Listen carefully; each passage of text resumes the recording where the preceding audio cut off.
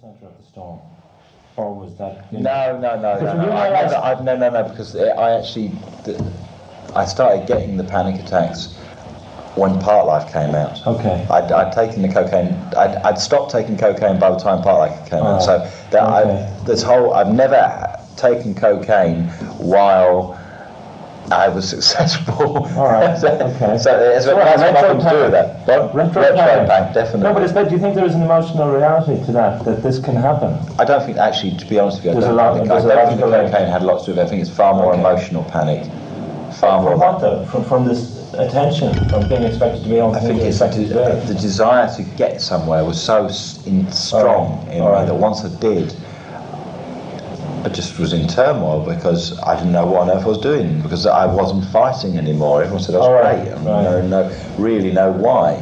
The energy of the struggle. Yeah, it was. Yes, it caught up with me.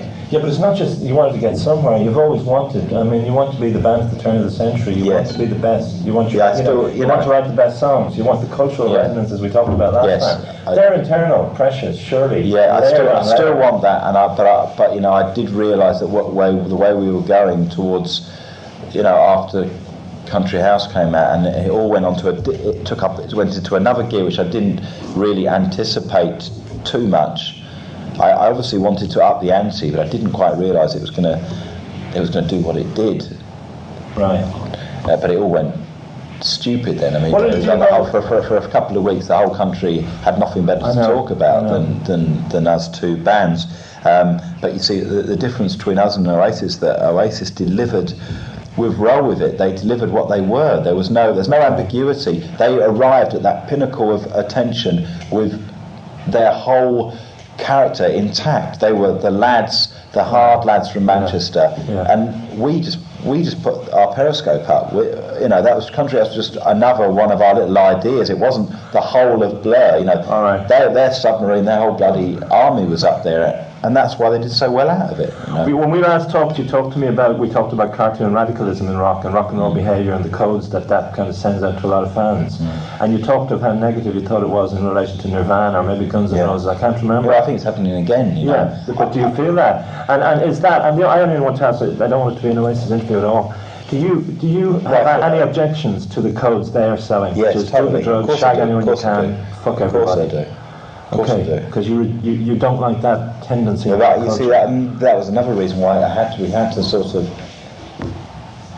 reorganise what we were about, because we were getting dragged into that as well, and I started behaving like that as well, because that was not the Part Life was not Modern Life's Rubbish and Part Life and Great Escape, which are all together. And if Great Escape had been put out before Part Life, it would have been viewed as a far artier album in the end than it has been. But it's just because it was expected to be a 10 million seller. I mean, the fact that it's sold 2.5 million is, by my, originally is remarkable, really. But is there any tension within the band? That I know you said recently that you and Graham are relatively clean and the others are not, maybe, just in terms of excess. Is there a tension in the band?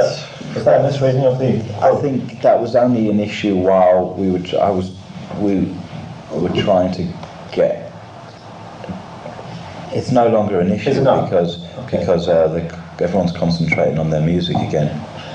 And how do you feel you have to now redefine yourselves in the light of just the Oasis and the Britpop experience, which has become a bit jaded, and people are now looking at sexism and looking at the laddishness and all this stuff and saying, wait, now what is being sold here right now? I know.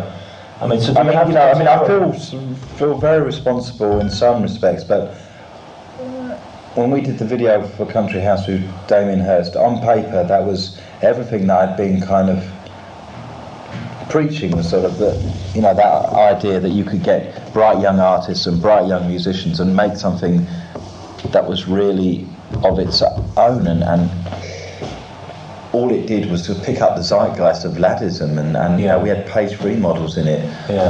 I didn't even know at the time that we had page 3 models. The only time I found out that we had soft porn models in it was the second day of shooting, when one of the